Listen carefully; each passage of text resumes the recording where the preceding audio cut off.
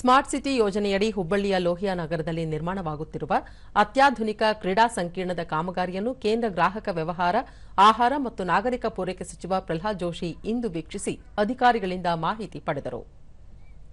ಈ ವೇಳೆ ವಿಧಾನಸಭೆ ವಿರೋಧ ಪಕ್ಷದ ಉಪನಾಯಕ ಅರವಿಂದ್ ಬೆಲ್ಲದ, ಮಹಾನಗರ ಪಾಲಿಕೆ ಮೇಯರ್ ರಾಮಣ್ಣ ಬಡಿಗೇರ್, ಪಾಲಿಕೆ ಸದಸ್ಯ ರಾಜಣ್ಣ ಕೊರವಿ, ಪಾಲಿಕೆ ಆಯುಕ್ತ ರುದ್ರೇಶ್ ಘಾಳಿ ಹಾಗೂ ಸ್ಮಾರ್ಟ್ ಸಿಟಿ ಯೋಜನೆಯ ಅಧಿಕಾರಿಗಳು ಉಪಸ್ಥಿತರಿದ್ದರು.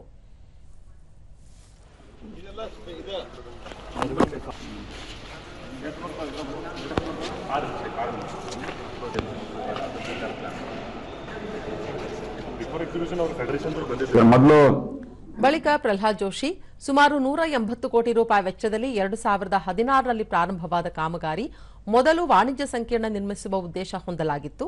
ಕೇಂದ್ರದಲ್ಲಿ ತಾವು ಸಚಿವರಾದ ಬಳಿಕ ಅತ್ಯಾಧುನಿಕ ಕ್ರೀಡಾ ಸಂಕೀರ್ಣ ನಿರ್ಮಿಸಲು ಯೋಜನೆಯನ್ನು ರೂಪಿಸಲಾಯಿತು.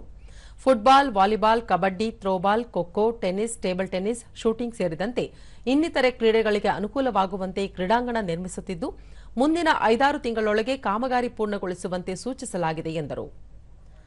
ಪ್ರಧಾನಿ ನರೇಂದ್ರ ಮೋದಿ ನೇತೃತ್ವದ ಕೇಂದ್ರ ಸರ್ಕಾರ ಕ್ರೀಡೆಗೆ ಹೆಚ್ಚಿನ ಆದ್ಯತೆ ನೀಡುತ್ತಿದೆ. ಯುವಕರ ಪ್ರತಿಭೆಯನ್ನು ಗುರುತಿಸಿ ಪ್ರೋತ್ಸಾಹಿಸಲು ಅನೇಕ ಯೋಜನೆಗಳನ್ನು ಜಾರಿಗೆ ತಂದಿದೆ ಎಂದು ಹೇಳಿದರು. ಆನಂತರ ಖೋ-ಖೋ ಇದೆ, ಟೆನ್ನಿಸ್ ಇದೆ, ಟೇಬಲ್ ಟೆನ್ನಿಸ್ ಇದೆ, ಶೂಟಿಂಗ್ ಇದೆ ಮತ್ತು ಸ್ವಿಮ್ಮಿಂಗ್ ಪೂಲ್ ಇದೆ.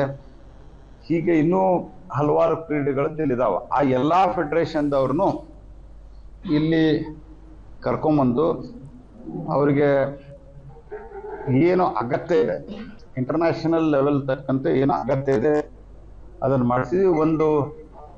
ಇಲ್ಲಿ ಒಂದು ಆಡಿಟೋರಿಯಂ ಕೂಡ ಮಾಡಿಸಿದ್ವಿ.